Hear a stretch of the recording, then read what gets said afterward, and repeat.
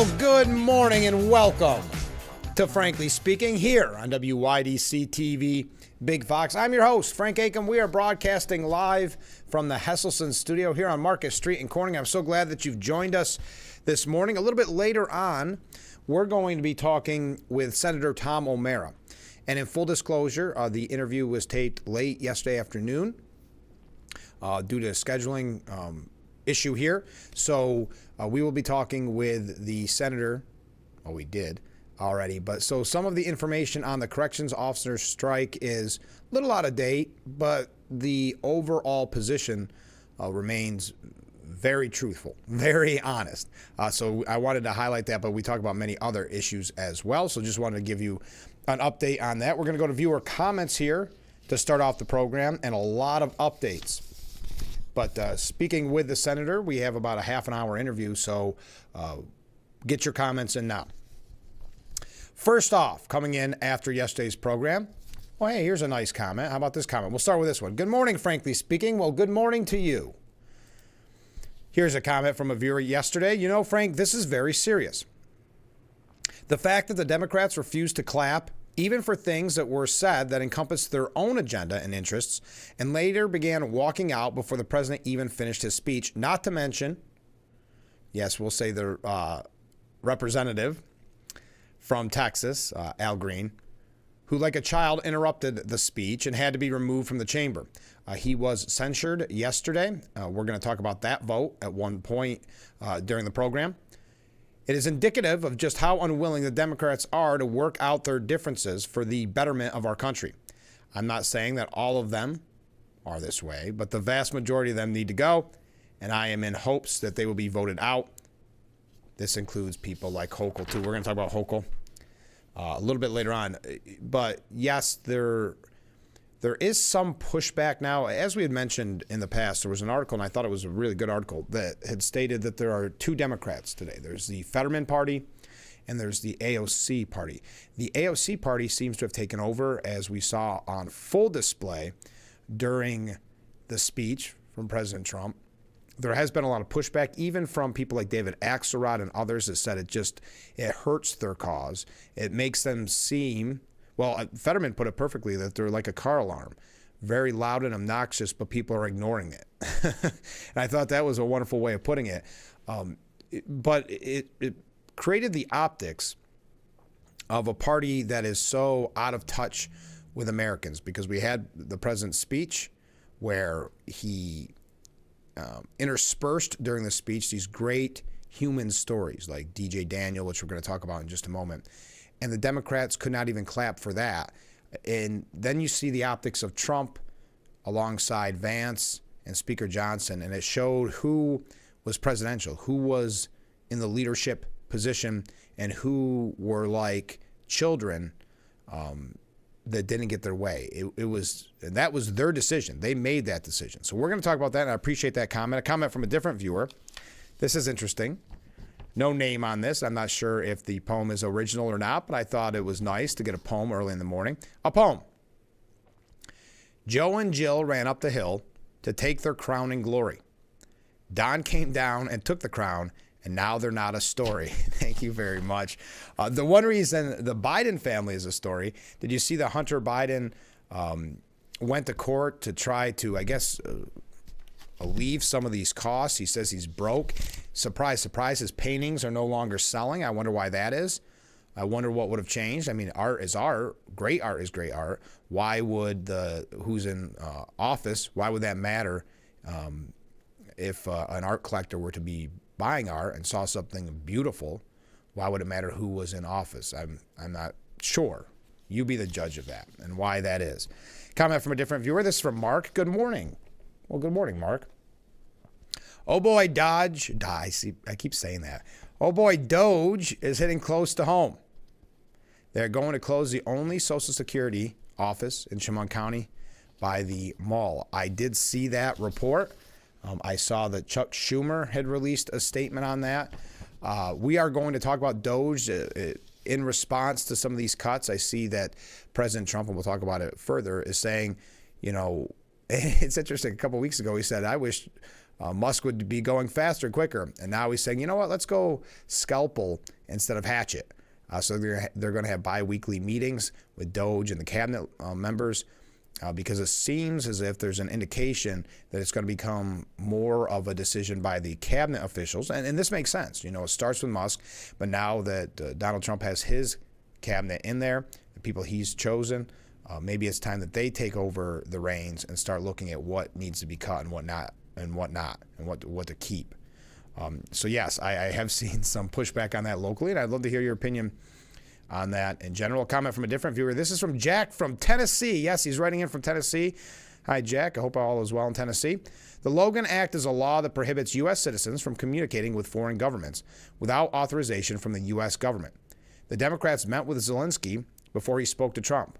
What's to stop them from doing it to everyone else he meets with, unless he holds them accountable? Thank you, Jack. I hope things are well in Tennessee. Okay, as I'd mentioned, we're going to have Tom O'Mara on the program, but there was breaking news last night, and this is fluid, so bear with me. Coming from the Daily News, state officials came to an agreement late yesterday with striking corrections officers that allows them to avoid punishment for the illegal work stoppage as long as they return to work early Friday. Now, we've had indications that there's been agreements in the past, and they fell through. This may be a little bit different. State Correction Commissioner Daniel Marticello said he had agreed to a memorandum of understanding with the strikers that reinstates dozens of officers who've been terminated or resigned, foregoes discipline, and adjourns any contempt proceedings against them, and contains components aimed at addressing complaints about work hours and safety concerns. He said during an evening press conference, and again, this comes from the Daily News, this reflects the will of the people on the line. I heard you, I received your demands, and I received your terms. We need you. We want you. We recognize the important work that you do. Now, the strike began all the way back on February the 17th at some 12,500 officers at 38 to 40 of the state's 42 prisons. At one point, we heard 41 out of 42 prisons. We were trying to figure out what that one prison was. Governor Hochul deployed thousands of members of the National Guard. You know that. Now, what are some of the, according to reports, this coming from New York State of Politics, that the Department of Corrections and Community Supervision actually bypassed the union on this and offered the terms directly to the COs on the ground. The terms outlined yesterday evening include establishing a committee focused on safety dealing directly with the effects of the HALT Act, reinstating the health insurance effective immediately of those employees who had it terminated on the day of their return, allowing staff to continue working 12 hours until each facility has returned to normal operations, where they can then return to 8-hour shifts, continuing 2.5 times hour overtime starting 30 days from the day employees return to work, expedite the reallocation process for both corrections officers and sergeants to within 2 months, a process that usually takes almost 18 months. Not issuing any issues of discipline to any employee who returns to work today. And finally, confirmation that DOCCS memo issued on February 10th requesting a comprehensive review of security staffing with the goal to cut staff to 70% of current levels is rescinded. So Marticello said the department will take the necessary steps for all employees who return to work Friday to adjourn Taylor Law contempt proceedings against the individuals that have already been named. The state's Taylor Law, among other things, prohibits state public employees from striking. So that's a quick update on your corrections officer. It's interesting because, as I mentioned, we interviewed Tom O'Mara late yesterday, and this was very fluid at the time. He was hearing about the negotiations, and you'll hear all about it in the interview. But I did want to warn you that very beginning when we talked about the strike, some of these issues have changed, and we mentioned it in the interview, that at the time of the recording, where the process was. So Marticello said, recognizing that I need to hear from my workforce directly, I traveled the state and took phone calls from corrections officers and corrections sergeants across the state, hearing directly from them what would be necessary for them to return to the workplace. So he said, we had a verbal agreement that the union would enter into a memorandum of understanding between myself, the director of Office of Employee Relations, and NYSCOPA, President Chris Summers. Unfortunately, this evening, President Summers and his executive board have refused to sign the memorandum of understanding, once again failing his members. I heard my workforce loud and clear, and I will not fail to deliver on what I promised. When reached for response, a spokesman for NYSCOPA declined to comment. So this, again, and I know we have a lot of people on the ground there that have been a part of the strike, corrections officers that watch this program. Is this, where do we stand this morning? I know yesterday I saw reports from people, various people that were attending the protest, the whatever you want to call it, protest, the strike, that some of the burning barrels, some of the things, the tents that were set up, or pop-ups that were set up, were being dismantled. So what have you heard? What are you seeing on the ground? Does this look as if it will take effect? Bypassing, again, the union, docs bypassing the union and offering a term directly to the striking CEOs, which what I like about that is, if you recall, when a couple weeks ago, I think now, all kind of blends together, but when Governor Hochul said that they had reached a deal with the union, and the striking officer said, we never had any say in this. The unions never had anything to do with this from the beginning.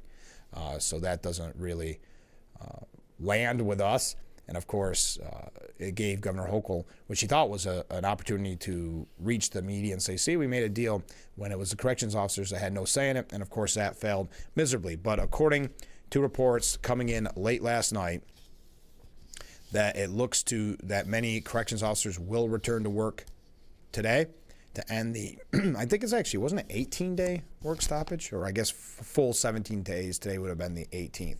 All right, we got to take a short break. We've got other really breaking news stories from yesterday. Tom O'Mara coming up a little bit later on. Keep those comments and waves coming in, and we'll be right back with Frankly Speaking here on WYDC TV, Big Fox. The Frankly Speaking Roof Cam brought to you by Boss Security in Horseheads. Contact them today for all your business and home security needs. What a beautiful view of historic Marcus Street, where we're broadcasting live from the Hesselson studio. Comment from a viewer: have any of your viewers tried to get someone at the Social Security office? I did. It took 3 months. When I finally got in, I was the only person there. Great service for only $300,000 a year. Thank you very much, viewer. Quickly, a couple of breaking stories I want to bring to your attention so you're ready for your day. A former active duty Army soldiers, two of them I should say, former active duty Army soldiers are charged in a scheme allegedly selling sensitive military information to China. So 2 active duty and 1 former soldier were arrested in Oregon yesterday for the alleged roles in gathering and sending sensitive information to individuals in China. This is according to the Department of Justice.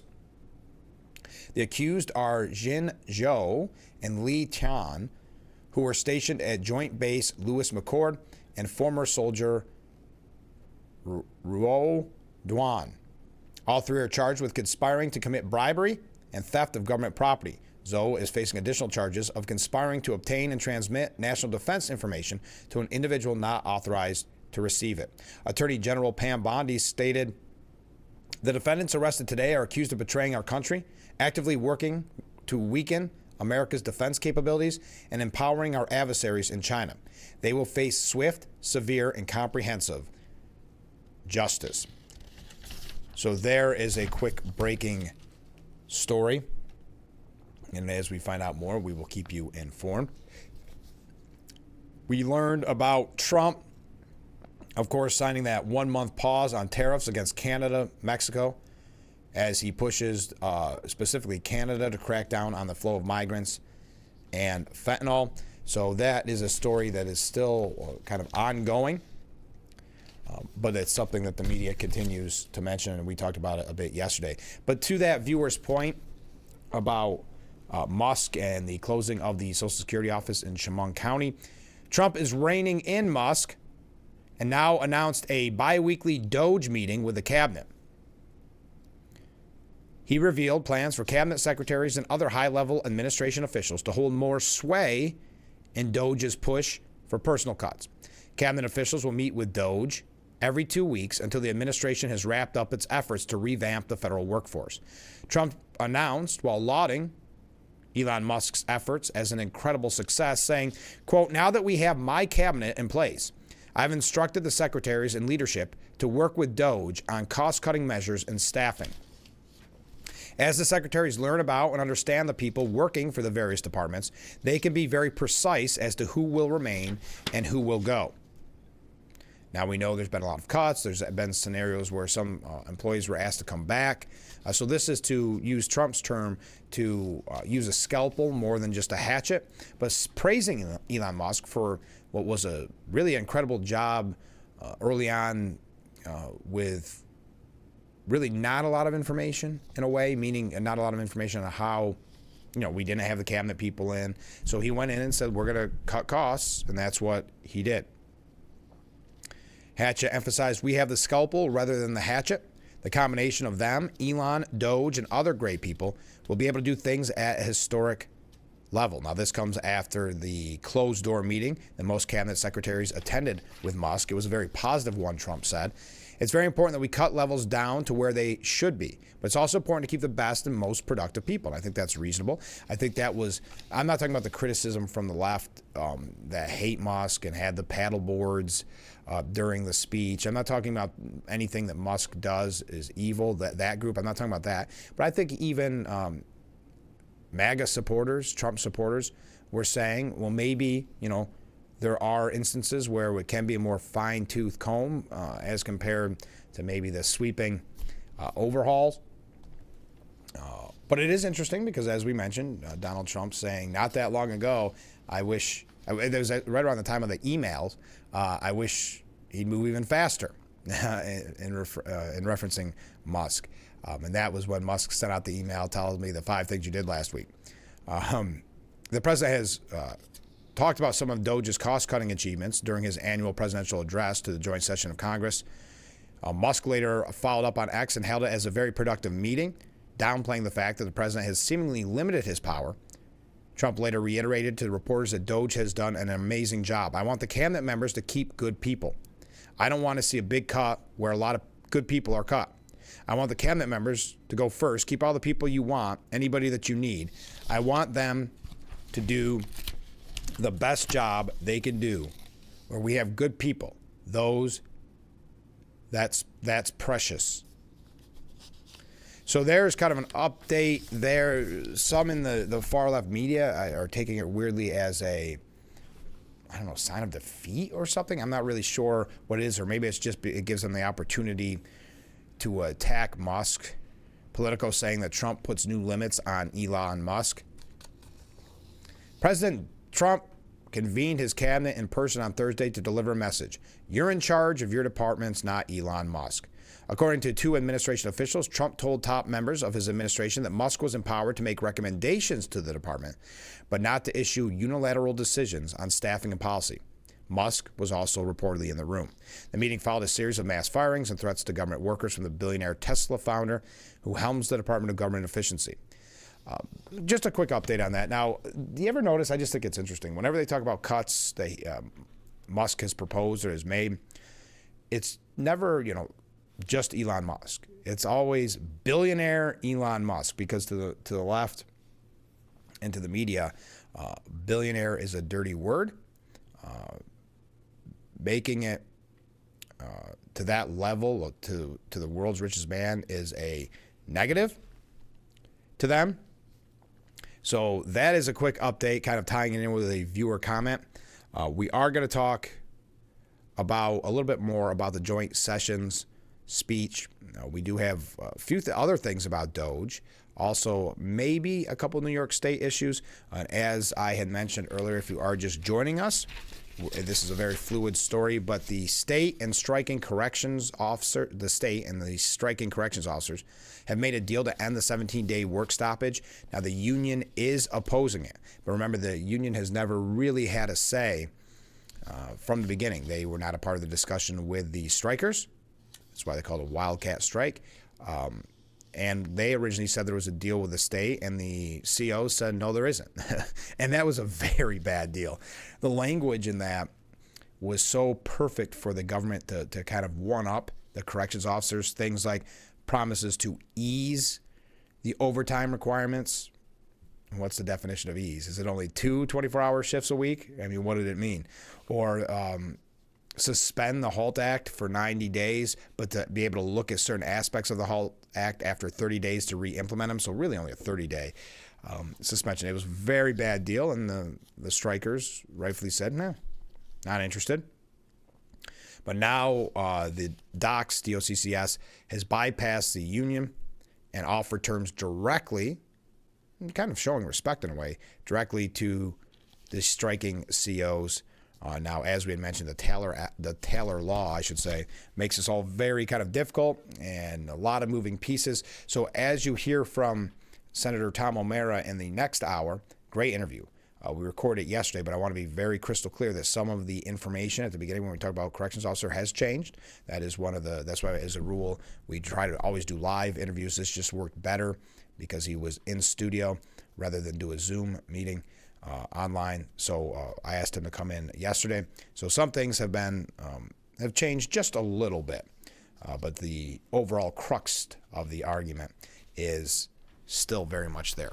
But we got to take a short break. Keep those comments coming in. Your thoughts on the strike, your thoughts on Elon Musk and the new approach with Doge, and whatever else you want to talk about. There's so many topics during the Trump administration we could change constantly. We are going to talk when we come back another update from yesterday's program, and then we're going to get into a couple of quick things that happened since President Trump's speech to the joint session of Congress. So stay with us. This is Frankly Speaking here on WYDC TV, Big Fox. The Frankly Speaking Roof Cam brought to you by Boss Security in Horseheads. Contact them today for all your business and home security needs. We are broadcasting live from the Hesselson studio. I'm your host, Frank Acom. Let's go to some viewer comments, shall we? Good morning. Well, hey, good morning. Climate Fact Friday. Okay, thank you, Bob. Climate Fact Friday. All right, your guest on Wednesday, yes, John Buren, was very concerned about the solar farm in Chemung County, and rightfully so. Wildlife habitat loss on 24 acres would be catastrophic. The use of herbicides, like MSM-60, to control grass and weeds around the solar panels is harmful to humans and wildlife. The runoff to surrounding area can kill fish miles away. 24 acres of forest can sequester up to 140 metric tons of CO2 a year. That is going to offset the carbon production That is enough to offset the carbon produced by 30 vehicles annually. The people are being lied to about the environmental impact. Thank you, Bob, for our Climate Fact Friday. I love this next comment. Well, I love all the comments. I want to be clear about that. But this one is very kind. Good morning, Frank. Well, good morning. I had to step out of town and have been Frankless for 3 days, which is no small sacrifice. It might be time to launch a Frankly Speaking podcast so we can listen to Frank on the fly. I am frankful to see you today, though. Well, I am glad that you're tuning in. Thank you for the kind words. That has made my Friday. I appreciate it. All right. So an update from yesterday. Frankful. I've never heard that before. I haven't. So anyway, I'm distracted. I like that comment so much. So yesterday we asked the question, do you think Gavin Newsom stands any chance after the wildfires? Because remember, he was a clear favorite in the Democrat Party to win the nomination in 2028. Yes, I know it's very early. And we had a little bit of discussion on the program yesterday. Well, it's crystal clear he still is going to run because now he's portraying himself. I shouldn't say betraying. Portraying himself as Mr. Moderate.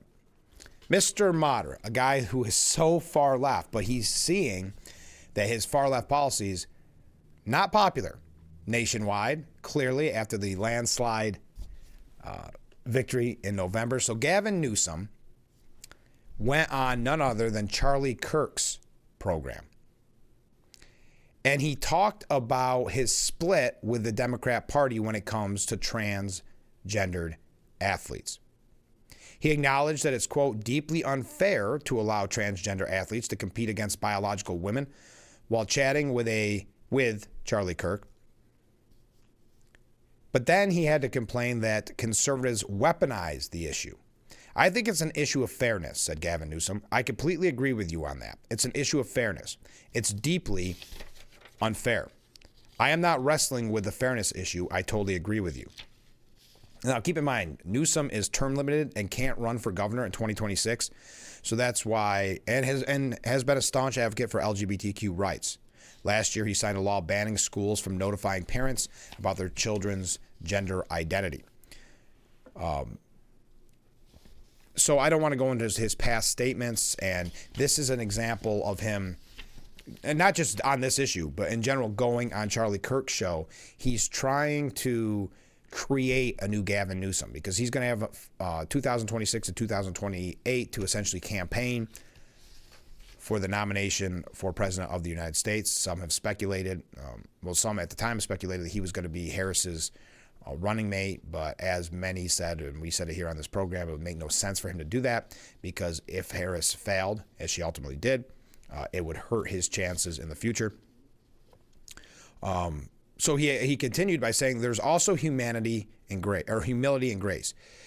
That these poor people are more likely to commit suicide, have anxiety and depression. And the way that people talk down to vulnerable communities is an issue that I have a hard time with as well. So both things I can hold in my hands. How can we address this issue with the kind of decency that I think you know is inherent in you, but not always expressed on the issue? So again, I'm not going to go through all of his past statements and how this has changed, but he believes that conservatives have weaponized transgenderism. Newsom pointed to the Trump campaign's ad that declared Kamala's for they, them, President Trump is for you. And a lot of people pointed to that ad as a very impactful ad from Trump at the time.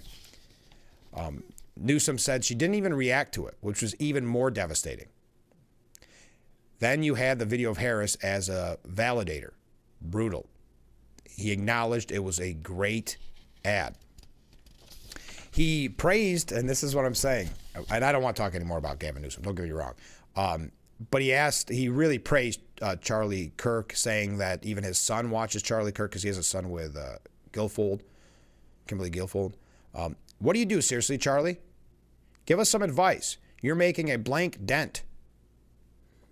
Kirk argued that Democrats need to get better ideas. You guys kicked out like your best people. We're the ones that have Democrats in our cabinet, winning the electoral majority vote. Look at that ideological diversity. You could say diversity is our strength. Anyway, just wanted to bring that up quickly. Newsom, keep in mind, is very much like Hochul. He's a better quote-unquote politician. But after the wildfires, I would think that would discredit him from being the front runner, but you never know. And short-term memory, right? That will have been nearly 4 years in the future when the election will take place, nearly. So will that be forgotten at that time? Because we know even some far-left Hollywood celebrities were outraged at his policies during the wildfires and since. Another update from yesterday's program. The State Department has revoked first visa of foreign students linked to the Hamas supporting disruptions. I know we talk about the anti-Semitic, pro-Hamas, anti-Israel, anti-American, anti-police protests. The State Department has revoked the visa of a student who participated in protesting in favor of Hamas, a move in line with President Trump's call for canceling visas of students involved in the anti-Israel demonstration on college campuses.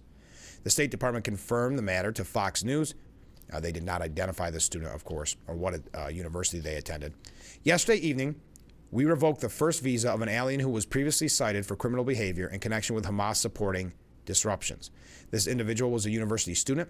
ICE will proceed with removing this person from the country. So there is an update because we talked quite a bit yesterday about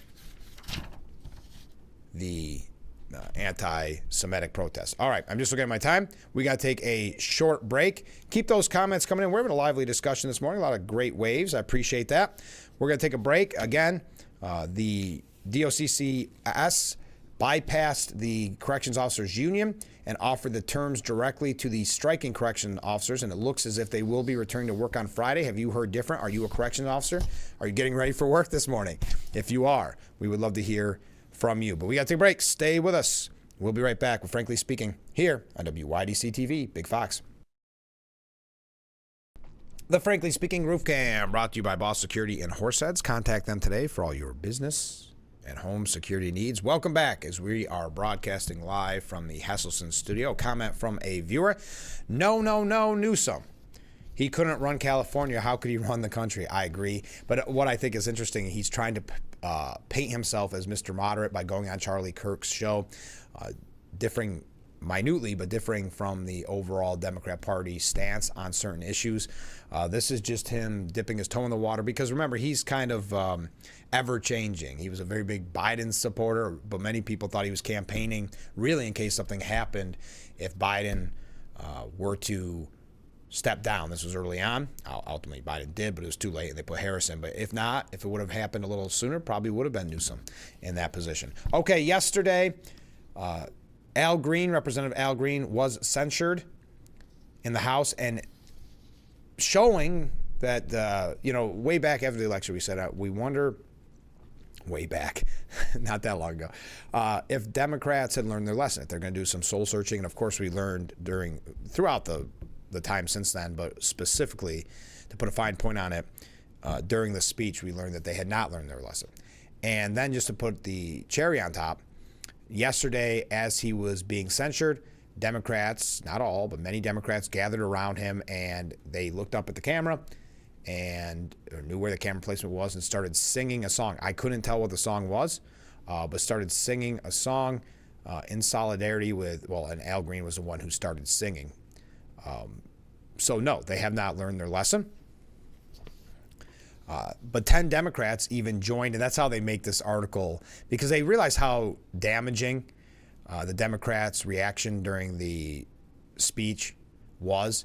They realize how damaging Al Green's display was. So they're trying to now say, it's not every Democrat.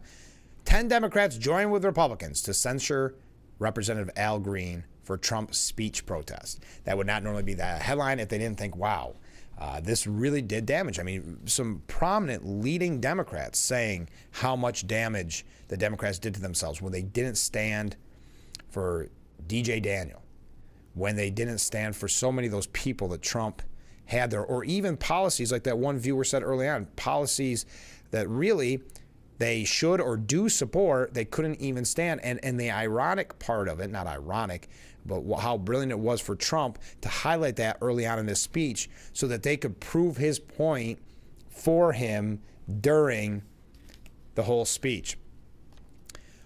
So this, I'm telling you, watching that display during the censure was uncomfortable. It was another odd protest from the Democrat Party. So if there is a Fetterman wing and an AOC wing, I believe the AOC wing is dominating at this point.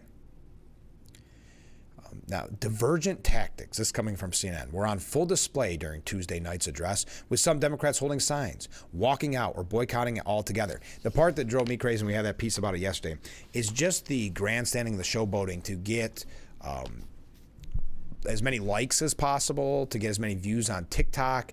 We had that one representative holding the sign that says, "This is not normal," wanting to get a picture next to Trump because she knew in her circle, in her bubble on Blue Sky, that she was going to be the center of attention. She was going to be the face of the resistance, because that is the goal, being the face of the resistance. That's why Governor Hochul recently called herself the leader of the resistance. Now, others took a more muted approach, following the guidance of House Democrat leadership, who had urged members not to mount high-profile protests and to show restraint during the address, cautioning that the GOP could seize on such actions. It wasn't even the GOP. It was the American people watching, saying, well, we see who the leaders are. We see them in Trump's patriotic speech. We see them behind him with J.D. Vance and Speaker Johnson. And then we see people acting like children. So it remains to be seen whether Green faces further reprimand for his actions, as a group of conservative lawmakers plan to file a measure to strip the congressman of his committee assignments. The House Freedom Caucus said they expect that to be brought to the floor next week. Lawmakers ultimately voted 224 to 198 to censure Green. So 198 Democrats, again, to my point about the AOC wing, 198 Democrats said, good job, Representative Green. That's the exact, how do I want to word it, face of our party. That is the exact actions we want to be associated with and represented by. Now, a freshman Democrat, Representative Shamari Figures of Alabama, voted present. So as Mike Johnson called for the congressman to be formally censured because there is a kind of a dressing down moment at a part of this process, Green led a group. And notice how this is buried on page 2, way at the bottom. Green led a group of Democrats in singing the gospel song, "We Shall Overcome," on the House floor, upsetting some Republicans who called for order. Johnson then called the House into recess so the floor could be cleared. So clearly not learning their lesson. They think what they're doing is great. I mean, they want to pat themselves on the back over this. They got together in a room and said, all right, we're going to sing "We Shall Overcome," because that'll be a great response to, again, it's not just conservative outlets. It's the mainstream media and people like David Axelrod and others, Fetterman. We have some other elected representatives, not just these 10 who voted to censure Green, that are saying, this is embarrassing for our party. It's not about TikTok views and likes, and it's not about making yourself the center of attention. It's about, if you're a Democrat, it's about getting the job done, doing something. And they're clearly not. They're falling back on the grandstanding, the showboating, really cringeworthy, and I hate that term, but cringeworthy efforts to try to, I don't know, embarrass a group of people that overwhelmingly voted for Donald Trump in November.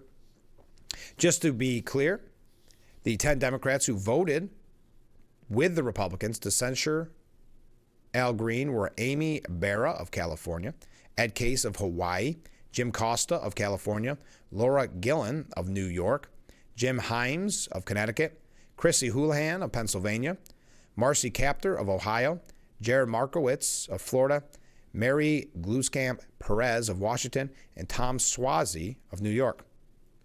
Quote, I don't mind being one of 10 Democrats who said, no, there's a deeper principle at stake here, which is reverence for the institution, Himes said, adding that lawmakers need to act with a decorum and with a civility that says to the world that we are a serious country. I would argue that you should present yourself as a serious party, because right now you are not presenting yourself as a serious party. She said, I have no love for Donald Trump, but I do have reverence for the office of the president. Most of the 10 Democrats are considered centrist in their party and belong to either the Blue Dog Coalition, the New Democrat Coalition, or the Bipartisan Problem Solvers Caucus. Many represent competitive seats, including 3 of the Democrats, Kapur, Suozzi, and Gluskamp Perez, who represents districts that Trump won in November. So there could be, of course, that aspect to it.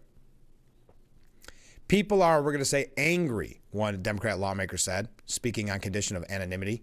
The lawmaker added that Green's antics were viewed as selfish. A lot of people are like, why aren't we on the same team? House Minority Leader Hakeem Jeffries told reporters that it was a vote that his caucus took without any official recommendation from the Democratic whip, and people made a decision based on what they view to be the right thing to do connected to their district. Speaking on the House floor later Thursday, Green said he has no reason in my heart to be upset over this censure. So again, there you are. Your response, as people have said, you embarrassed your own party.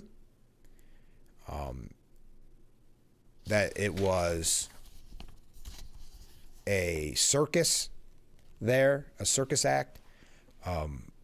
Having done that, there's no remorse from Mr. Green, and he and many Democrat colleagues joined in to create another disruption just to prove that they cannot be taken seriously.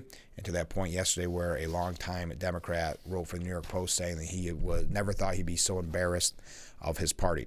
We've got to take a short break. Man, this hour's going quick. Coming up in the next hour, we're going to be talking to Senator Tom O'Mara. You're not going to want to miss that. As I mentioned, it is pre-recorded. Some things have changed when it comes to the corrections officers because we learned, late last night, the states that the docs has bypassed the union, offering terms directly to the striking COs to return to work on Friday. The union is opposing it, so it's not set in stone. This is very much still a fluid story. But we'll be talking about where we were as of yesterday around 3 o'clock. And we do say in the interview that at the time, this is the facts that we know at the time. So anyway, I see some comments coming in. Stay with us. We'll be right back with Frankly Speaking here on WYDC TV, Big Fox. The Frankly Speaking Roof Cam brought to you by Boss Security in Horseheads. Contact them today. For all your business and home security needs, we are broadcasting live from the Hesselson studio here on Market Street in Corning. Thank you for joining us. A couple comments from viewers. Hi, Frank. Good morning. Well, hey, good morning. I'm not sure if this is right. Just making sure. I have another good morning show, and I'm listening. Yes, it is right. You did text the right number. You see the number on the bottom of your screen. You can text at any time, day or night. And we try to do our best to read them live during the program, or if they were sent in at a different time than the live broadcast, read them later on. So, yep, you can send your comments there. If you are not a texter, you can leave a voicemail, and I'll try my best to. Google does this thing where it translates for me so I can read it live on the air. It's a struggle sometimes, but I'm not trying to discourage you from a voicemail. I'd still love to hear them, and I'll try to do my best to get to the point of what you were saying. So, yes, you did it right. Thank you. Fred writes in, once again, the Democrats were trolled by Trump on Tuesday night. The symptoms of TDS are so predictable. Days later, we are still talking about it. Yes, but there's something about that that they like. You and I would be embarrassed, right, if this was making national news of us storming out and having kind of a hissy fit. We'd be embarrassed. We sure wouldn't come in the next day and say, now let's sing a song. I see your one comment. I'm not going to read it, the whole thing, but I like your comment very much. Mr. Green Jeans, I remember that character. There's a blast. Has got to go. And we'll leave it at that. It wasn't too bad. But so cancer survivor DJ Daniel had a couple messages for people involved in all of this. Did you see? He said to Democrats who are being mean to the president, I'm on your bumper. Please stop being mean to President Trump, because if I see you being mean to him, I'm coming after you. If you're a Democrat and you're being mean to President Trump, I'm on your bumper.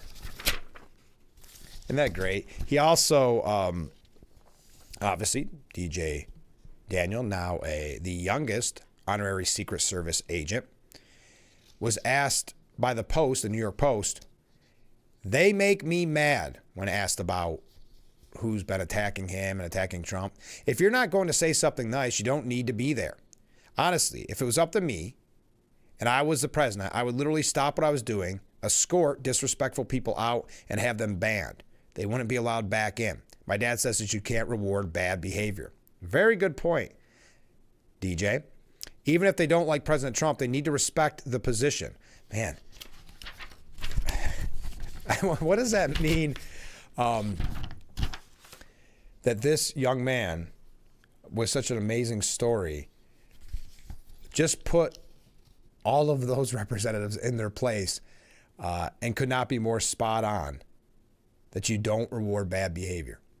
That the Democrats just got lectured by a 13-year-old boy and he destroyed them.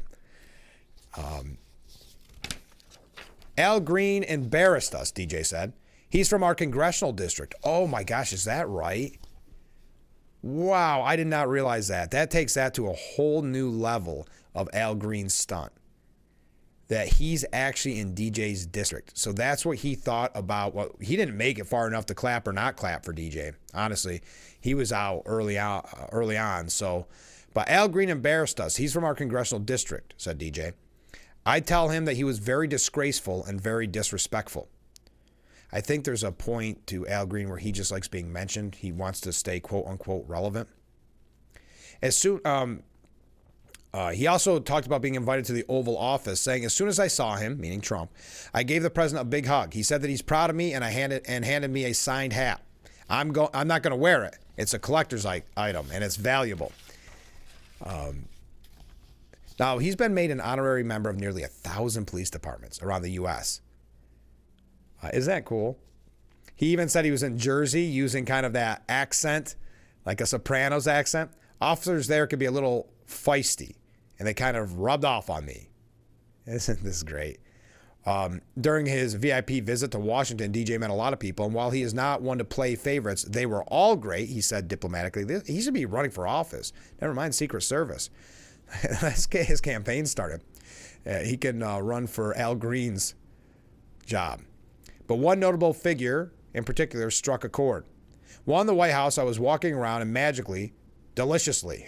Ran into Elon Musk. We took a picture. He's a party dude and strictly business. He has the hands to fix America. Asked if he has a message for the man behind Doge, DJ replied, keep doing what you're doing and keep up the good work. He had less encouraging words for Rachel Maddow, and we talked about that yesterday. Rachel Maddow and Nicole Wallace, who used DJ's story as a way to hit Trump on politics, to try to attack Trump on politics. Even saying it was disgusting for Trump to highlight DJ's amazing story. DJ said, if you have nothing nice to say, then don't say it at all.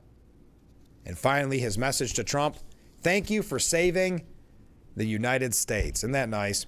All right, last break of the hour. Stay with us. We will be right back with Frankly Speaking here on WYDC TV. Big Fox, please stay with us. Wrapping up hour number 1.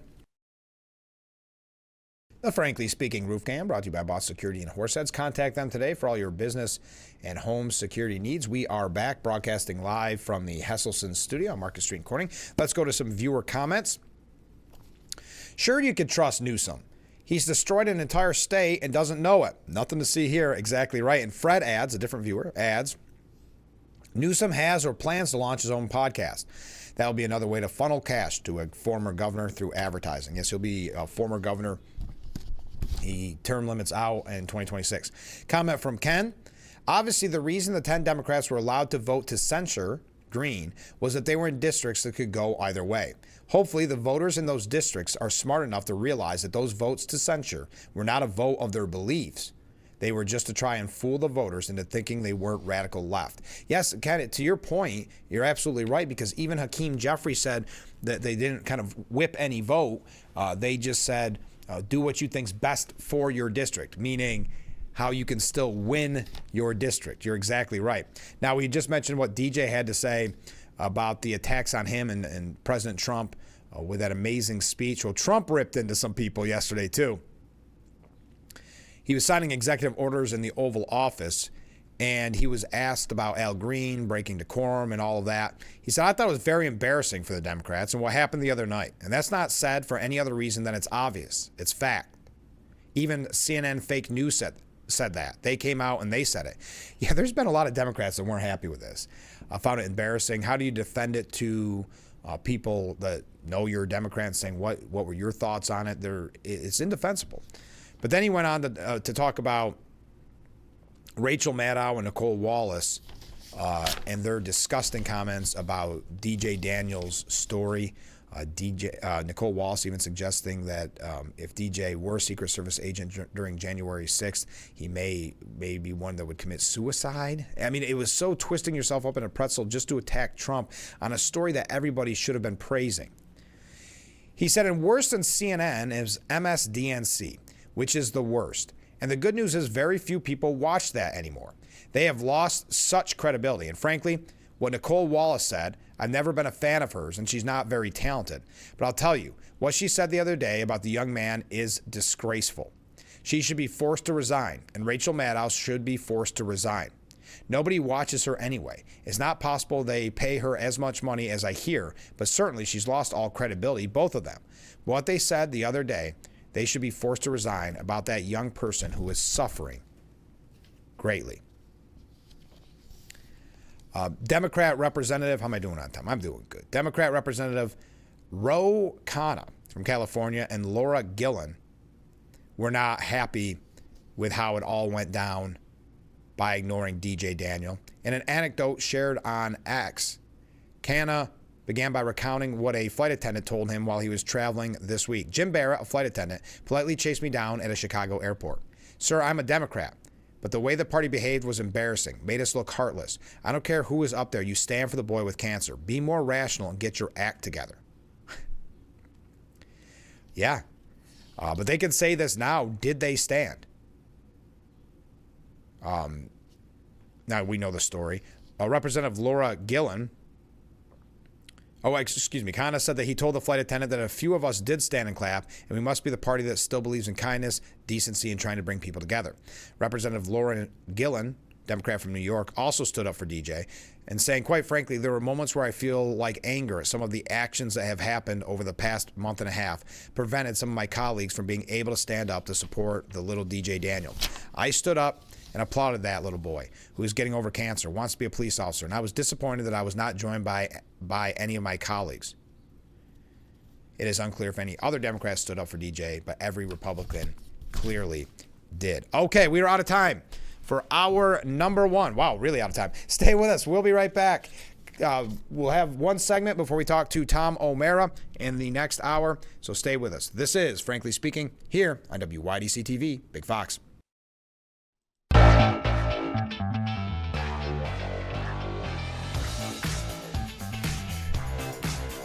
Well, it's hour number two of Frankly Speaking, broadcasting live from the Hesselson studio, and what an exciting hour we have in store for you. Well, we had one already, but this hour as well, because we'll be talking with Senator Tom O'Mara. In full disclosure, we recorded that interview late yesterday afternoon, and I want to highlight that because some things have changed with the CO strike.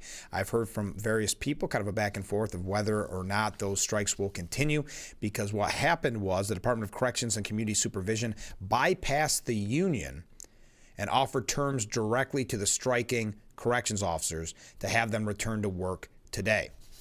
Now,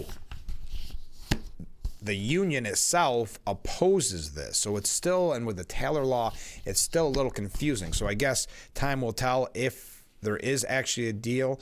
I know they were saying by going directly to the COs, which I think is a sign of respect, really, that maybe that could be the difference. So your thoughts on that? If you hear anything on the ground, I've heard some say that they're going to protest. I've heard others say, I don't want to get specific with it, saying that they will return. So comment from a different viewer. Good morning, Frank. Well, good morning. You're doing a great job. Well, hey, thank you. Listen every single day. By the way, Democrats need to get on board or they will be left behind. Working together is a better option. I agree working together is a better option. I think it was made clear during Trump's speech that if they could not stand for those amazing stories of the amazing people that were Trump's guests, I don't think there's going to be much working together. I agree with you. It's a better option. I don't see a lot of unifying because if the Democrats not only have Al Green embarrass them and get censured, they protest during the censure. Come on. But thank you for the kind words. I appreciate it. We had talked about John Fetterman yesterday, where he went against his party and criticized his fellow Democrats for not standing for DJ Daniel. He was on Fox News and he said, I don't know why we can't fully celebrate. I mean, I have a 13-year-old myself, and thank God she's never had cancer, but I think that's something we can all celebrate there. And I think it was a touching moment. And like I said, that's the best part of the American experience. Now, if you recall, listen to this. Fox News Digital reached out to 30 Democrat lawmakers about why they did not stand for DJ, but only received 6 responses. Fetterman also said in an X post that Democrats' inaction only makes Trump look more presidential and restrained. Mazie Hirano from Hawaii said, that is a very individual thing. And aren't there a lot of other things we could be focusing on, as I would think? When asked why Democrat members did not stand for DJ, the word betrayal comes to mind with regard to the president. So imagine that's your response. Hey, why didn't you and your colleagues in the Democrat Party stand for DJ Daniel? That is a very individual thing. So some individuals don't stand with DJ Daniel, according to Mazie Hirano, if I'm reading this correctly. And aren't there a lot of other things we can be focusing on, as I would think? Well, we're sorry to bother you and take up your time and ask you a question of why you wouldn't stand for a 13-year-old cancer patient and that you believe there's something more important to talk about. Her anger there, her kind of snide remark shows you how damaging that decision was, and they realize it. Isn't there something else we could be talking about? Also, by the way, they don't normally like being asked tough questions. Now, I know this is coming from Fox News, so they may be a little more prepared in that situation, though it doesn't seem like Ms. Hirano was very well prepared with her response. But they're not used to the hard questions like Republicans receive over every little thing. But the word betrayal comes to mind with regard to the president. What does that have to do with not standing for DJ? I think Mazie Hirono might have been caught a little off guard. So tell me how, if you believe that Trump has betrayed something, I don't know, betrayed, are you talking about he betrayed DJ? He betrayed you because he put you in a situation where you got destroyed in the court of public opinion? Senator Jack Reed, ranking member of the Senate Armed Services Committee, said, quote, "We all stood when the president entered, which I think is appropriate. And I think, frankly, by and large, showed him respect to the office." Well, if there's one thing you can say, Democrats showed him and the office respect on Tuesday. What does that have to do with DJ as well? But, okay, so standing once, I see. Senator Peter Welch from Vermont said it was a moving story, but that what Trump left out, of course, is that he's cutting research for cancer, which is pretty bad. It's so sad. That you see DJ Daniels' story and your reaction is to go after Trump. What Peter Welch said is very akin to what Nicole Wallace said. Everything is political. And back to our viewer's comment, they're not going to get on board. They're not going to work together, unfortunately. Mark Veazey from Texas said, "Our hearts are with the Riley family on the loss of their daughter and inspired at DJ's story.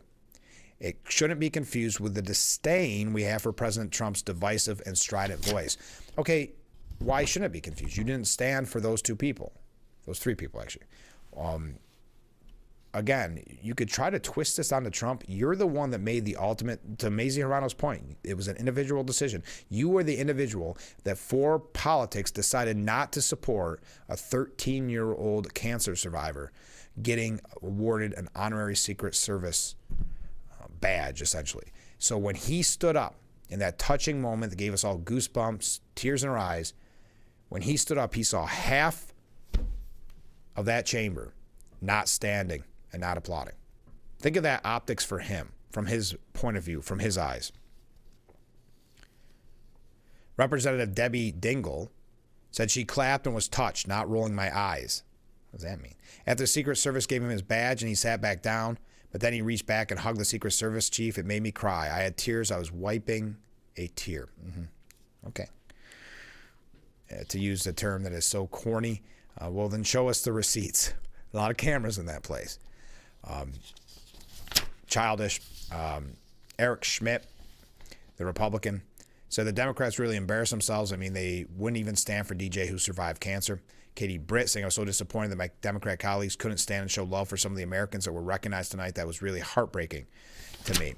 All right, moving on from there. One last thing. Do you remember the name?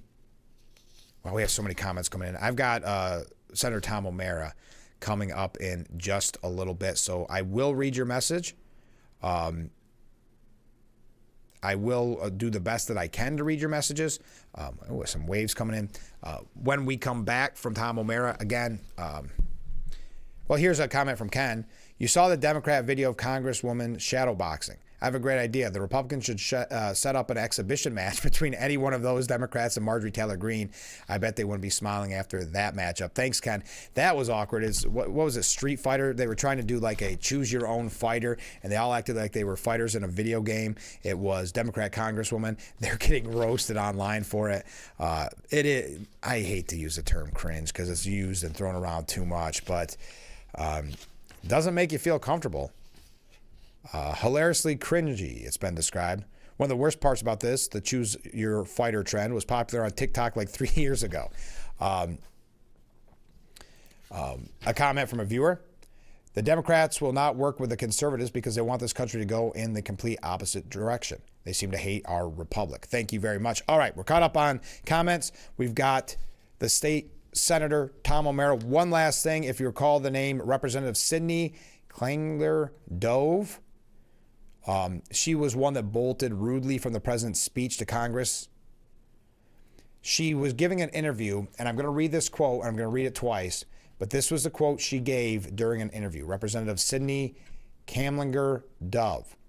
Quote, "We are going to continue to speak lies to Trump's truth." Again, if we could, Representative Sidney Kamlinger-Dove, Democrat.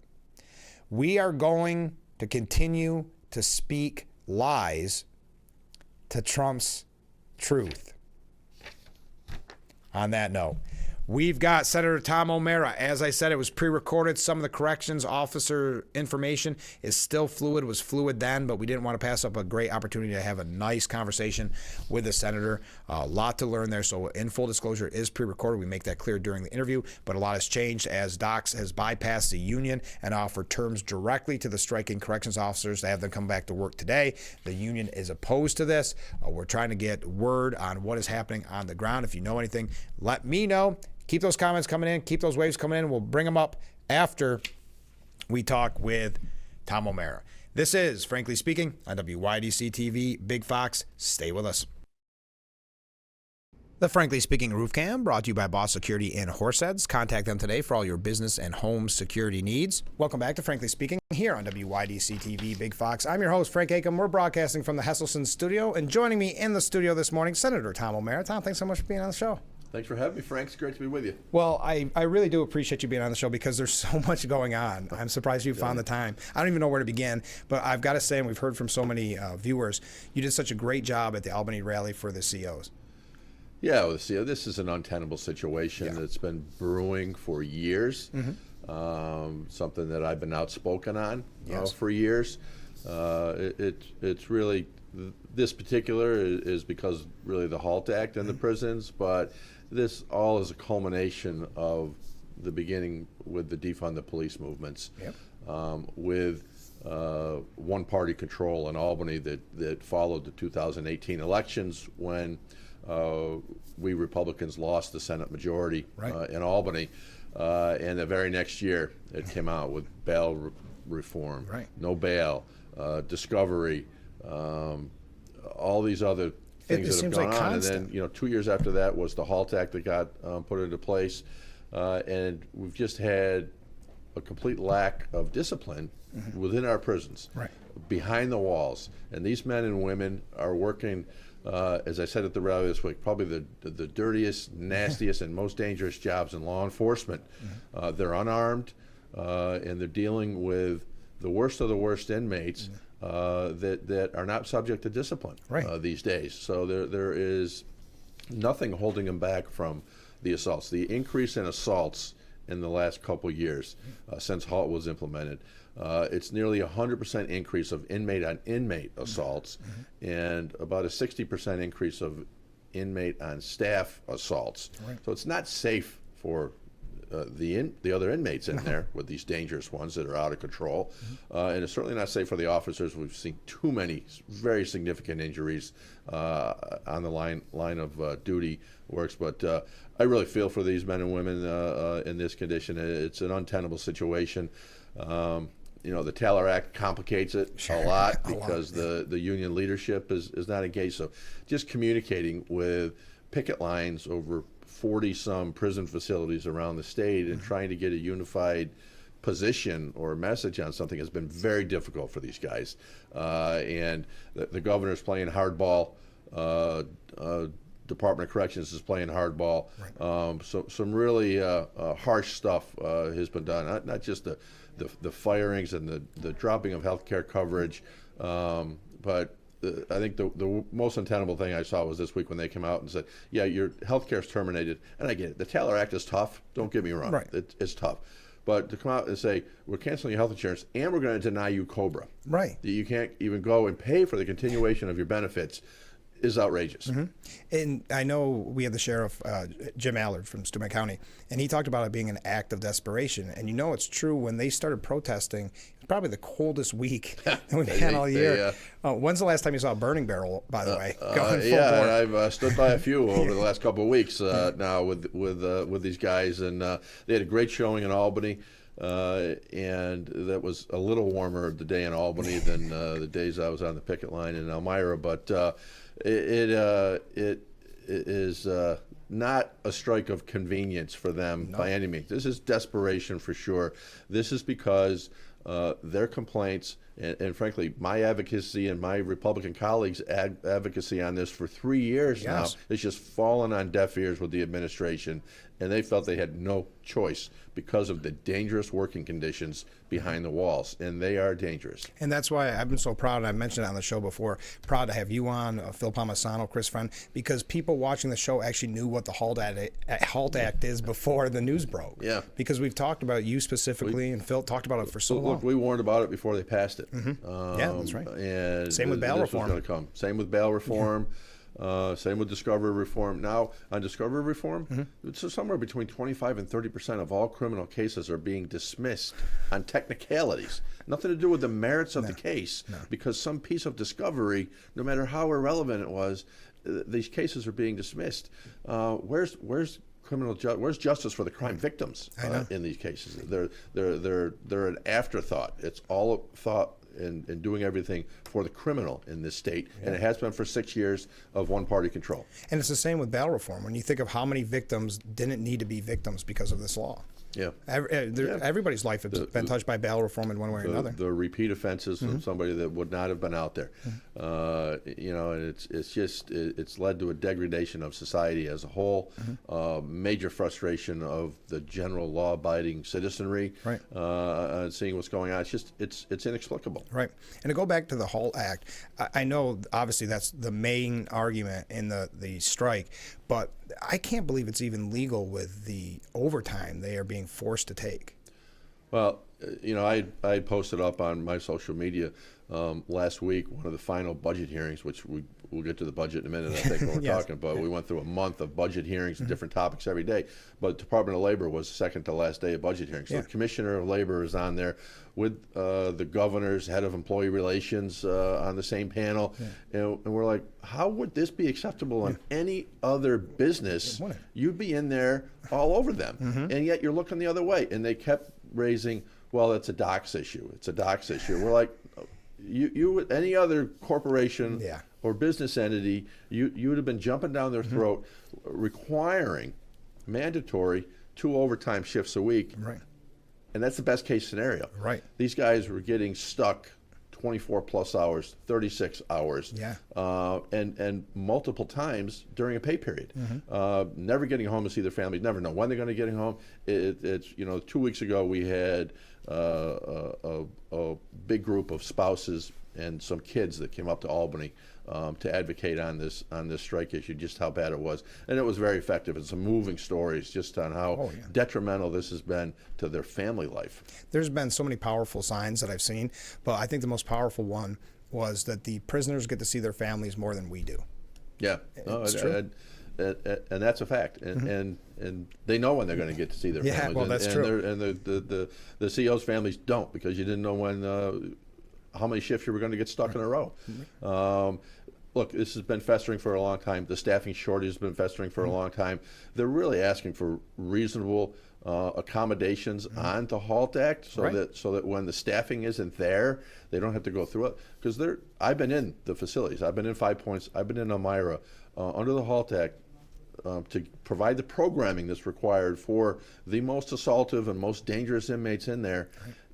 They've got to move these inmates individually, 3 officers on 1 inmate, to get them from their cell to programming, which is a class or whatever it might be. They have to shackle them to the desk so they can't reach another inmate or a staff person.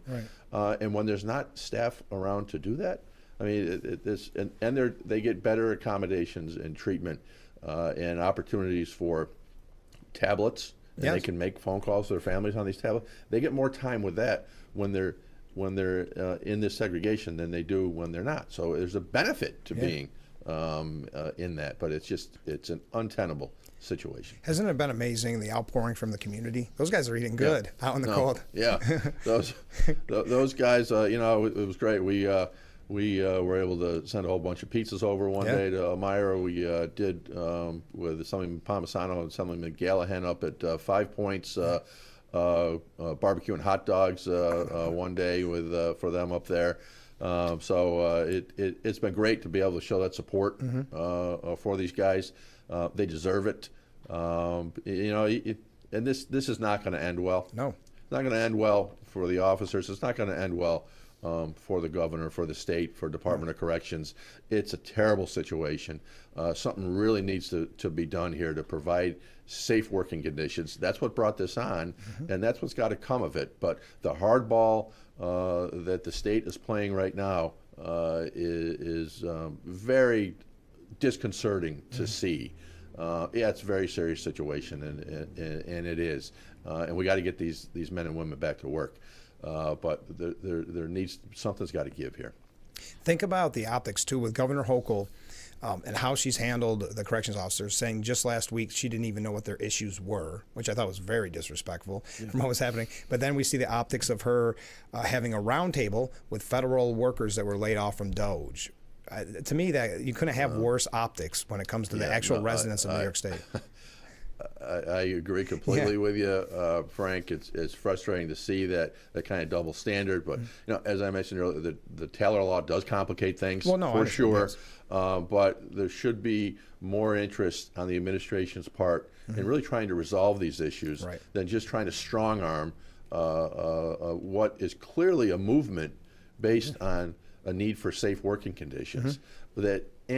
I can't tell you how many bills have passed the legislature in the past 5 years regarding workplace safety. Every year. I know. Probably a half a dozen of them. I know. And look, for the governor to say, I don't know, what the issues are. Well, they've been hearing from me and from my Republican colleagues for 3 straight years on what the issues are.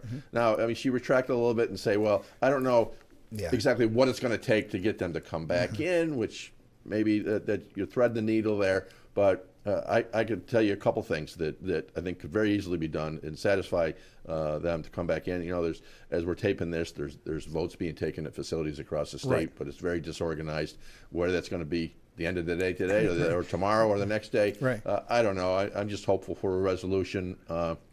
These guys get their jobs and their health insurance back. Their families need it. And we get some improvement to the working conditions there. And there's been so much coverage of this, and we're going to talk about the budget and some other issues. But time and time again, we have viewers that write in and say, how can we impeach Governor Hochul? But I think this all goes back to what you were saying earlier. This is what happens when there's one-party rule and votes matter. It's one-party rule. We are, unfortunately, are in a state that's more than 2-to-1 Democrat. Right now in the state, just in voter registrations, I think the non-party affiliated so-called blank voters outnumber the Republican Party in the state. So that's a problem. Just in the legislature alone, we're outnumbered 2-to-1 in both houses of the legislature. There's no actions on impeachment when that's the situation, and there's no real criminal activity being alleged here. It's just frustration. That's all this is, frustration. With the agenda and the lack of attention to things like the HALT Act and this. But it was a little different under Andrew Cuomo because Andrew Cuomo had a bunch of allegations against him on things, and they ultimately voluntarily stepped down. But even then, I don't think impeachment was moving forward at that point. I don't either. You mean Mayor Cuomo? I'm just kidding. You said the word frustration, and you mentioned how lopsided it is in Albany. Do you get frustrated? Every day. Yep, I would assume so. Every day, Frank. We're fighting the fight. You are. As I say, we're on the right side of the issue. Certainly for the way the residents of the Southern Tier and the Finger Lakes think. But what concerns me is that we have legislators in the Senate and in the Assembly that get reelected time after time that are in support of these issues that have been passed and created these problems that we have, these pro-criminal policies, yet they keep getting reelected overwhelmingly. So that tells me a lot about the constituency that they're representing, and that's very concerning that that's more than 2-to-1 the thinking of the state. We've got a lot of concerns. Well, I know when they were talking about involuntary commitment, and Governor Hochul looked like she was going to maybe support it, and Carl Hastie basically said, it's not going to happen. There's that much power from the far left in Albany that even Governor Hochul obviously is running scared of the far left. It's frustrating. And one thing, let me give Governor Hochul some credit here. In the past couple years, and even in this year's budget, she has put more resources towards mental health. Yeah. And this is like a next step to do the involuntary commitment because mental health is a huge issue Yes. with the homelessness that we have, and the mental health combined with the addictions and the dual diagnosis. There needs to be a stronger mechanism to get these people, these individuals, the treatment that they need Yes. at a time when they can't comprehend and Yeah. to know that they need it for themselves. I agree. And you mentioned the budget. Let's talk about Hochul's budget. $250 billion. Seems like a lot. Seems like a lot. It is a lot. It is a lot. There's the spending. I hate to go back to the one-party control again, but the spending since we lost the election in 2008, they set up one-party control. The budget that was passed in 2019. So since 2018, spending has gone up over 70% in New York State. It's unsustainable. It's just run rampant and come up with a $252 billion budget. $18 billion more than last year's budget, and that's before the legislative majorities get their hands on it, which we're going to see next week.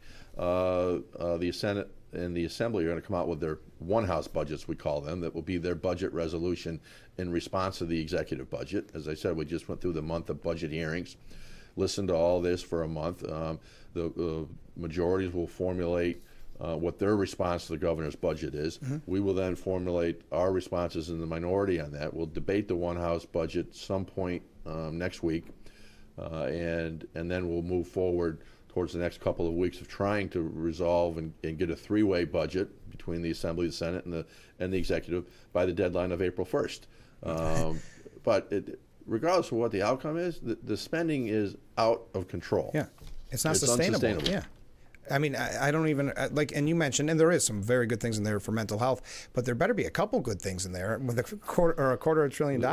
Trust me, there's a lot of good things in there. That kind of money. There's education funding. There's well, you look at it, one of the ones we just had a big rally on this week that Phil Palmisano and I have been leaders on for years is the local roads funding, CHIPS funding, zero increase to that local roads program in this year's budget.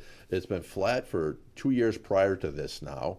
Last year, the governor actually cut it in her initial budget. We were able to restore it, but just to flat. We're asking for another $250 million. On the state road side of the equation here, the governor in her executive budget has put an additional $800 million in just for inflationary increases because of the costs of this type of construction.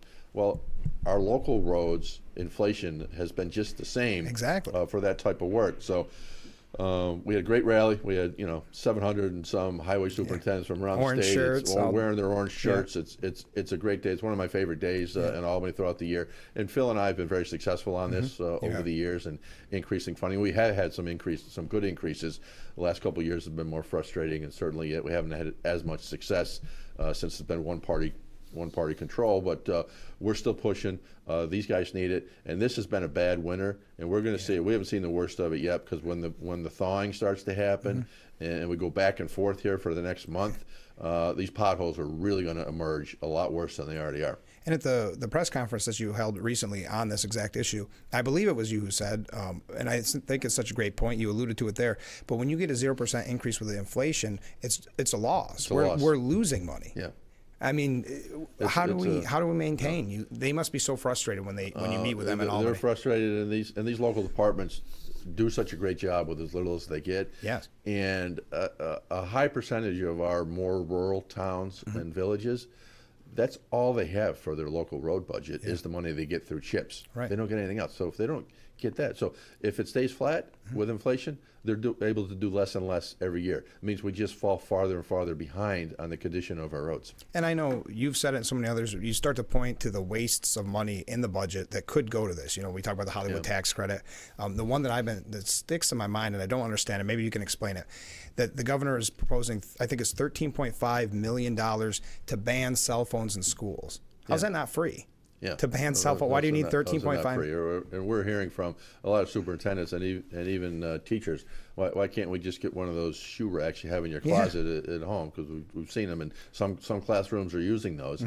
there has been an ability of teachers and administrators in our local schools to have cell phone policies over the years. There is some pushback from parents wanting access, and there are some local issues on how far you want to go with that, when you want to lock them up all day long or just during the class period. Or whatever. I think there should be some local control over that. I do think cell phones are an issue in school. Don't get me wrong, that is a problem. It's a problem with it's just being a distraction, but also a lot of the bullying stuff that goes on that way too, unfortunately. So it's just the nature of social media, but it's extremely distracting, and trying to get kids of a variety of ages to pay attention is hard enough without that. But let's put some of these shoe racks up and do that. But 13 million, no, I think it's better off having 13 million spent somewhere else. But on the inflationary side of things, the bulk of our school districts are only getting a flat 3% increase. That's not keeping up with inflation in our schools. So that's a problem there for a lot of our rural schools. And I remember we had the big fight last year on Save Harmless and the loss of student population. But you know what? If you got 32 kids in the class or 28 kids in the class, you still got to heat that classroom. Exactly. So it's not just like a straight dollar per kid reduction. And there's inflationary concerns that happens, and we have a lot of low wealth issues in our district. Of course. And not unique to us or anywhere in the state, but there's a lot of mental health issues and special needs going on through our schools too that add a lot of intense cost from year to year fluctuations. Well, let's tie that in then, since we're talking about schools. How is the EV bus mandate ever going to come to fruition? The grid's not there. The cost seems insurmountable when we look at our school budgets that are already so high. Is there any chance, because I heard yesterday, don't quote me, it might have been on the Hill, but that some Democrats are actually signing on to maybe slowing down on this? Yeah, well, we've been calling for pumping the brakes. We've been calling it slam on the brakes. Yeah, exactly. This is just a wrong-headed idea. We talk about unfunded mandates in Albany. Yeah. This will be the biggest unfunded mandate to hit our local schools ever. Yes. And there's very limited funding that the state has offered, a pittance really towards what the total cost will be. Yeah. But you mentioned the grid. The grid isn't up to the task of providing the power to the bus garages that it needs. I mean, we're hearing from school districts it's going to be $10+ million. They're being told by NYSEG just to run the necessary transmission line to the bus garage. That's not the charging infrastructure. That's not the new buses. And that's going to be put on the local property taxpayers. Yeah. What happens if they turn it down? Because that's still supposed to be up to us. We can't get a straight answer on that. We've asked that over and over for several years now. We're seeing some chinks in the program for not just electric school buses, but the whole CLCPA climate electrification issues that are just unrealistic. And in utopia, it's great. We have zero emissions. We have all the power we need. No one's in prison. We don't live in utopia. And that reality is starting to hit home on these deadlines because there is no plan. There's been no cost-benefit analysis. No. All they did is said 2030 will be here, 2040 will be here, and with no way to get there. Yeah. You don't just get to zero. No. And they're counting on technologies to get us there that don't exist yet. Aren't there? Yeah. And I know Phil's talked about it a lot as well, that when you look at the cost overall, and obviously we're in a rural district, but in some scenarios in the rural area, what are you going to need? 2 buses for 1 bus route? That's what we're hearing from superintendents. Yeah. Yeah. And does that mean the end of away games? Yeah. I mean, what do they do? Yeah. Field trips, away games? Or you're going to be, because at the end of this, and they got to start buying the buses in 27. Yeah. By 35, they have to have only electric buses. Yeah. So not even no provision to keep a few diesel buses on so you can make that long haul. Right. It makes no sense in a lot of the districts that I represent with the larger geographic territories. And why are we making school districts do this faster than municipalities, than urban transit systems? Why where that congestion is really where the priority should be. Because we can get our emissions, we have 0.4% of emissions globally in New York State. Yeah. We can get to zero. We can't get to zero, but if we could get to zero, we would have zero impact on the supposed climate issues that we're dealing with because of the greenhouse gases emissions. They're going to have no effect on that. So really, we're waiting to see somebody to explain to us what's the benefit really going to be to New Yorkers by going through all this expense. We're seeing it in the cost of utilities, but we are seeing some chinks in the program. The governor even said recently that the EV bus mandate is aspirational. It's not actually coming out and saying we're actually going to put it off and be realistic here, but it's an acknowledgement that it's kind of pie in the sky. It's nice thing to do. Lower emissions, absolutely, but we should be focusing on the emissions in areas where it's actually going to make an impact. We're not going to change climate globally. We're not going to change it here, but no matter what we do in New York. By lowering emissions, you might change some of the factors that cause asthma in certain communities. Sure. But those are urban communities where there's a concentration of this, and that's where we should be focusing initially. Right. And then as time goes on, look, this stuff will get better, it'll get more effective, it'll get more affordable. But to do it in 2 years, 2 years.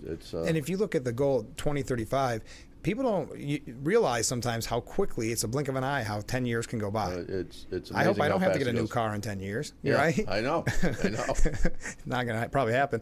But it's policies like this, and I mentioned earlier the viewers that talk about impeachment, but it's all this combined that has created this mass exodus. Because every day it seems like, and you hear it every day, we'll have someone on this program saying, hey, thanks for watching, thanks for letting me watch, but I'm moving. I can't afford it anymore. No, I get it in my office all the time, the hundreds of emails that we get, the frustration level of people.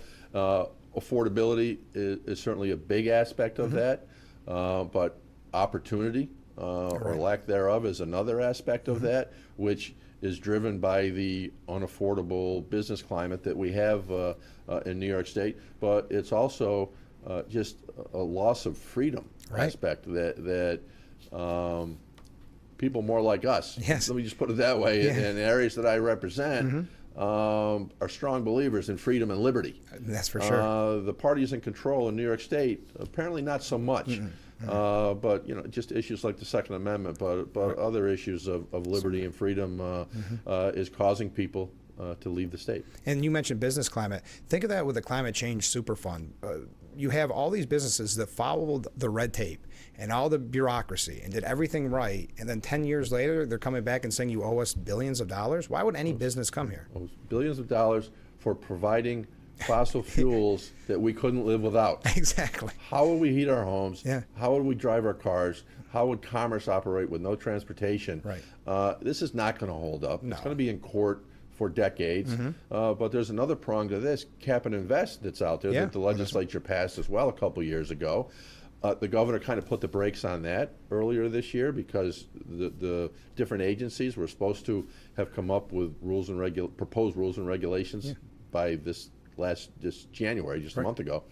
And they didn't. The governor came out in January and said, "Oh, I want you to have those in by next January," which was a signal like, "Oh, this thing's off for a year." Yeah. Well, and then the rule and regulation process takes a year. You know what that gets you past? November of 26, the next governor's election. Before any of these costs, because they're going to add costs across the board to any business that emits from fossil fuels. All their costs are going to go up, and we're all going to be footing the bill for that. We pay it, and I know you've had to deal with this in your office, and I get complaints every day on this program about the people's energy bills. The situation with NYSEG right now is really out of control. We're getting inundated. In my office, we had a press conference on this in Albany just last week. I've spoken directly to NYSEG. I've spoken to the Public Service Commission. We're asking for answers. Everybody's pointing the finger. It's this, it's that, it's the other thing. None of them, all the excuses are coming up with them. None of them combined add up to these increases that people are seeing in their bills of 200, 300, 400% with no change in their utility usage. I mean, we've got people whose utility bills have gone through the roof when they heat with fuel oil or with wood pellets. So they're turning their lights on and off the same as they always have, and all of a sudden their bills have tripled. It doesn't make sense. We're not getting straight answers, and we're fighting to get to the answers we need. But let me tell you, it's frustrating as people are panicking because they're getting these huge bills. I mean, you're talking about life-changing money for some people. Absolutely. When you have a budget, especially kind of our elderly population that live on a limited income, that can really make or break your year. If you're used to a $150 to $250 bill a month on your utility, and you got that baked into your budget, and a $1,500, $2,500 bill shows up, you panic. And it's coming through with the calls to my office, my staff trying to help everybody out. Trying to get them answers from NYSEG, and at least get some hold off on this, because people can't pay these bills. They can't afford them. They can't pay them. But factor on this that nobody's really, at least the powers that be, are admitting to, is, and it's not all driven by the CLCPA and the climate electrification initiatives now, but that's a portion of it. And it's just the tip of the iceberg. It's going to be far worse coming forward. You know, there was a 32 roughly % increase in NYSEG delivery charges that went in a year and a half ago, which is just finished being phased in now. But now, I hate to tell your viewers this, but this month is coming another fee on your bill of $10 a month for the securitization of winter storm and ice storm events that happened in past years, that the Public Service Commission had not allowed the utility companies to recoup. Those costs of the utilities have been sitting on them, holding them, and it's been affecting their borrowing costs. And they finally got authority to securitize that, to basically bond it and pay it over a long period of time. But the way they pay for that is the Public Service Commission approves a rate that they add on, and one more surcharge on the bill, just to add insult to injury. So it's a very difficult situation, and nobody's looking, at least that is in charge here in this state, is looking at the real aspects of affordability of this whole CLCPA electrification initiative. Senator Tom O'Meara has been our guest. Tom, I kept you kind of late. I'm so glad you gave us so much time this morning. Well, glad to be with you. I don't get in here often enough. No, come on in anytime. You know that. But I think our moral of the story today is this is what happens when it's one-party rule, right? Yeah. No, it is. We're struggling with that. You know what? I love the fight. And I said with my colleague, we got a great team up there. We're all rowing in the same direction.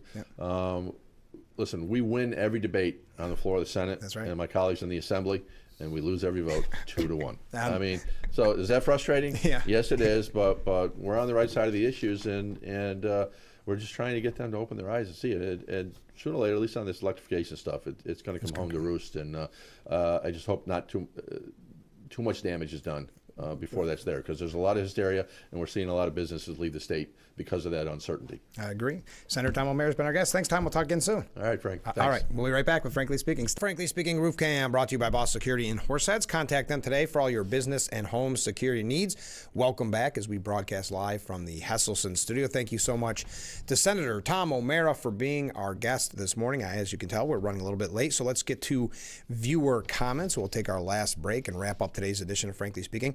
Regarding climate change, first, unless the whole world goes so-called green, it would be almost impossible to make any significant progress.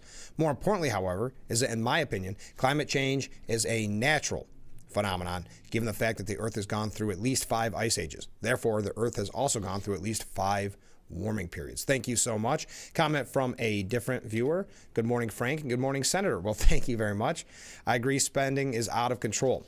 I also agree that money that has been allocated for high-speed internet at least 2 times that I'm aware of, but has still not connected some, Caton specifically, and yet we spent $6 billion for law-breaking illegals in New York City. Thank you for standing up, and this is for Senator O'Meara. Thank you for standing up for the corrections officers. My nephew had to surrender his badge and gun yesterday. I stand with them too, but I think that was them telling the senator that.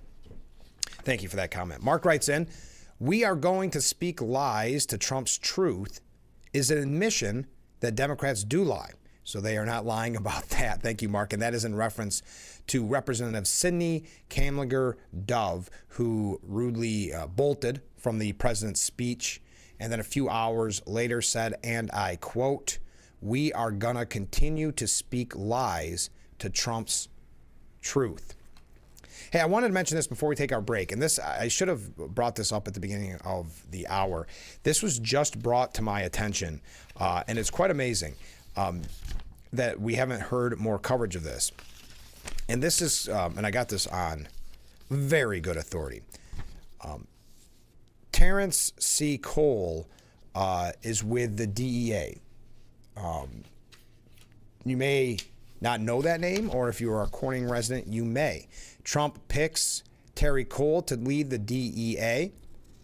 And he vows to save lives in the new administration. This was back all the way on February 11th, but it was just brought to my attention that Mr. Terry Cole, or Terrence Cole, is a Corning native. Was born in Corning, even a East High graduate. He is now the head of the DEA, so congratulations. I'm hoping to get some more information on that, but it was brought to my attention yesterday. So Terry Cole, who is now leading the Drug Enforcement Administration in Trump's administration, a Corning resident. How cool is that? All right, let's take our last break. So get those last minute comments in so I can read them before the end of the program. Stay with us. We'll be right back with Frankly Speaking. The Frankly Speaking Roof Cam brought to you by Boss Security in Horseheads. Contact them today for all your business and home security needs. Welcome back as we broadcast live from the Hesselson studio on Market Street in Corning. As we had mentioned earlier, the DOCCS bypassed the unions and are offering terms directly now to the striking COs to have them return today. The union opposes this and the discussions that they've had. We have not heard from those on the ground. I have, but it's been kind of a mixed bag without any kind of hard information. So if we hear anything before the end of the program, we'll let you know. Otherwise, we'll be keeping a close eye on it. A couple of quick things as we wrap up. A comment from a viewer. So we fill a large yellow metal container with children and have them sitting on a massive battery known to burst into flames. What could go wrong? Yeah, there's so many problems with the EV bus mandate that we've been talking about extensively. We just did with Senator Tom O'Mara, and I've got exciting news. Assemblyman Phil Palmisano will be joining us on the 21st. So not next Friday, but the Friday after. It will be Fridays with Phil, and we'll be talking about the budget as well. Okay, breaking stories. Treasury's Scott Bessent says access to cheap goods is not the American dream in response to Trump's tariffs, and we know the tariffs have been postponed again now till April. Access to cheap goods is not the essence of the American dream.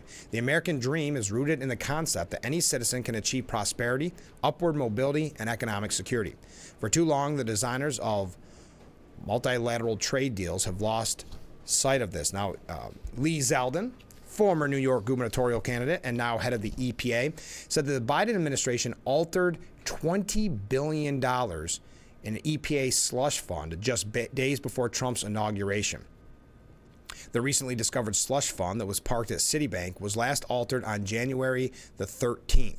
A week before Trump's inauguration, and quickly doled out to a handful of far-left climate nonprofits with little oversight from the EPA, according to Zeldin. Quote, "We have to ensure that there's accountability here, and we have to make sure the federal government establishes oversight.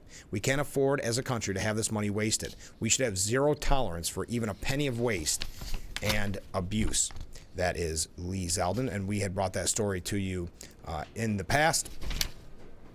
It's as the New York Post editorial board says that Biden's green pork for pals is an epic example of insider feeding. In his final days, the Biden administration handed out billions to freshly founded climate outfits in a scramble to pump taxpayer money to leftist activities. They have no respect for your money. We've seen that. We saw that actually during the campaign to Harris's donors and how much money they spent with her and how much she wasted, $1.5 billion, I think it was. And all the slimy details are coming to light thanks to Lee Zeldin. He brought up the $20 billion slush fund. Climate United Fund got nearly $7 billion, handed over via check from Harris just 5 months after being incorporated in November of 2023. Justice Climate Fund, which pocketed $940 million, was set up in 2023 and has yet to submit a single tax filing to the IRS. Wow, the list goes on and on. And let's face it, accountability is for chumps. Cynical doesn't begin to describe this cash grab. In a bill labeled the Inflation Reduction Act, it allocated hundreds of billions in the name of fighting climate change, with this major chunk of the outlays going straight to connected cronies with zero effort to see that it did any good beyond enriching progressive Democrat allies.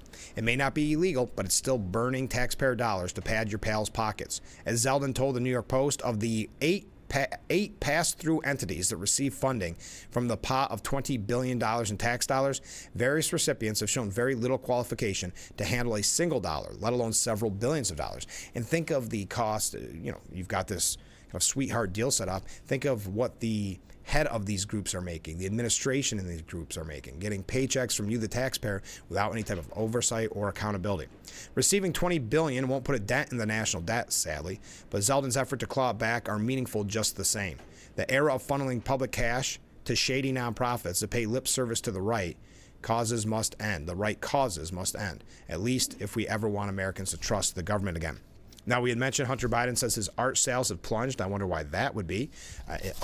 Amazing art is amazing art, so I don't understand what the difference a president in office would make as to what is deemed art and worthy of investment.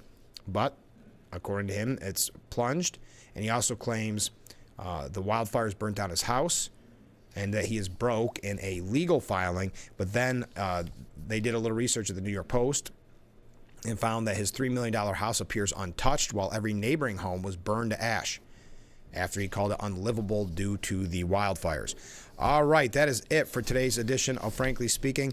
Do I have anything else I can? There is a good piece of the New York Post called Americans Are Cheering Trump's Passionate Patriotism and Teaching the World a Lesson, if you want to check that out for yourself. We're out of time. Thank you to Senator Tom O'Mara for being our guest this morning. We'll have updates on the corrections officer strike for you on Monday as they have DOCCS has bypassed the union, offering a deal directly to the striking COs to return today. The union opposes. We'll keep you updated on that on Monday and let you know what we know. Have a great weekend, everyone. Stay safe. We'll be back Monday morning starting at 6. I look forward to it already.